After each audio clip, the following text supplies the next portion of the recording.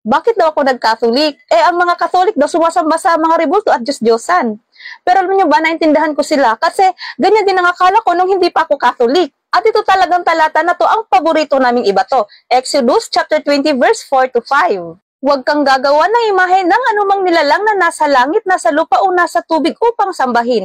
Huwag mo silang yuyukuran ni sasambahin sapagkat akong si Yahweh na iyong Diyos ay mapanibughuing Diyos. Kaya naman nasa isip-isip namin na hindi ba nagbabasa ng Biblia yung mga Catholic? Nasa Biblia na nga na sinasabing huwag gumawa ng mga larawan. Pero ang totoo pala, hindi lang talaga namin naintindihan ang buong context ng Biblia tungkol sa mga larawan. May mga Bible verse din pala na nag-utos ang ating Panginoon na gumawa ng larawan. Exodus chapter 25 verse 18 to 20. Lalagyan mo ng 2 kerubing ginto ang 2 dulo nito. Tig-isa sa magkabilang dulo, ihihinang ang mga kerubin upang ito at ang luklukan ng awa ay maging iisang piraso. Gawin mong magkaharap ang 2 kerubin na parehong nakatungo at nakabuka ang mga pakpak na nilulukuban ang luklukan ng awa. Dito, inutusan ng Diyos si Moises na gumawa ng 2 kerubin na nakapatong sa kaba ng tipan. Another Bible verse, mga Bilang chapter 21 verse 8 to 9. Dito, inutusan ng Diyos si Moises na gumawa ng tansong ahas at sino mang tumingin dito ay gumagaling. Malinaw na ang Diyos pala ay nagpagawa rin ng mga larawan at ang mga larawan na ito ay hindi para sambahin, kundi upang magpaalala sa presensya ng Diyos at sa kanyang kapangyarihan. At alam niyo ba, kahit noong una pang panahon, ang templo ng Diyos ay may mga banal na larawan na talaga. Halimbawa na lang itong templo ni Haring Solomon na ipinagawa niya para sa Diyos, na mababasa natin sa unang hari chapter 6 verse 23 to 24. Noong unang panahon pa talaga, ang templo ng Diyos may mga banal na larawan na. Kung bawal palang paggawa ng larawan, bakit kayo? Meron din naman kayong mga larawan dyan sa mga babasahin nyo, sa mga magazines, di ba? Sa mga libro ninyo, may mga larawan din dyan. At alam nyo naman mismo kung ano ang layunin ng larawan. Visual aid para maipakita kung ano ang pangyayari sa nasusulat, para mas madaling ma-picture out ang mga pangyayari na nasa Bible. Pero ang rason ninyo, kami hindi naman namin sinasamba ang mga larawan. Bakit kayo? Hinahalikan, niluluhuran at pinoprosesyon nyo pa.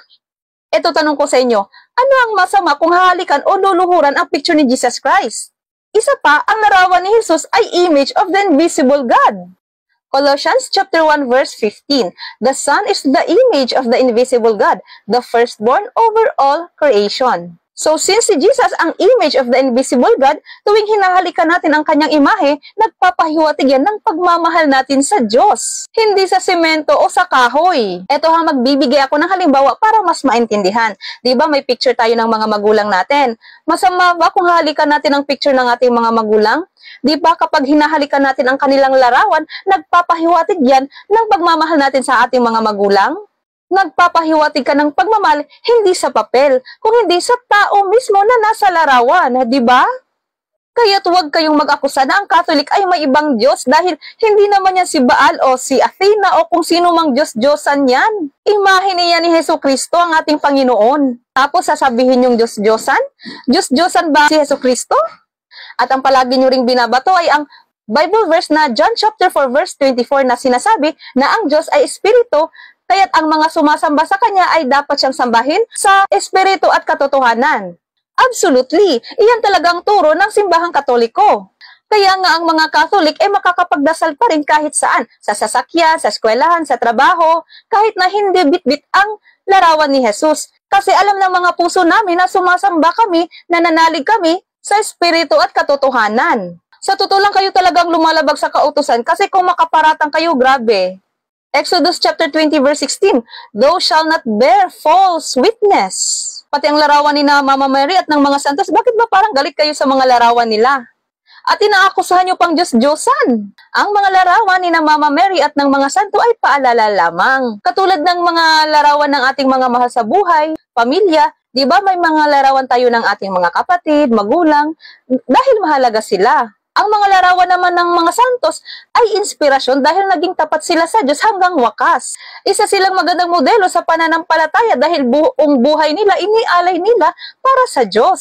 Kaya't nararapat din silang pahalagahan at bigyang papuri dahil sa kanilang katapatan. Tapos sa tanongin nyo naman, bakit yung pinaparada o pinoprosesyon? Kahit naman sa Biblia, may prosesyon nang naganap, simbolo ng presensya ng Diyos. Mababasa sa ikalawang Samuel chapter 6 verse 13 to 15. Dito mababasa na habang pinoprosesyon ng Israelitas ang kaba ng tipan, sila ay nagsasayawan, nagsisigawan sa tuwa at umihip ng mga trumpeta. So paano ito connected sa Catholic processions ngayon? Una, may daladalang sacred object. Kung noon Ark of Covenant, simbolo ng presensya ng Diyos, ngayon images nina Jesus Christ at Mama Mary, visual reminder ng Diyos at ng kanyang mga lingkod. Pangalawa, may music, sayaw at saya. Gaya ni David, ang Catholic processions may awitan, may prayers at sayaw ng debosyon. Pangatlo, public celebration of faith. Hindi lang ito personal na pananampalataya, kundi pagpapakita sa publiko ng ating faith tulad ng ginawa ni David at ng buong Israel. Pang-apat, acts of reverence, not idolatry. Hindi sinasamba ni David ang ark, ginagalang niya ito bilang tahanan ng Diyos. Ganon din sa Catholic, hindi namin sinasamba ang rebulto. But we honor God sa pamamagitan ng sacred images gaya ng imahe ni Jesus Christ.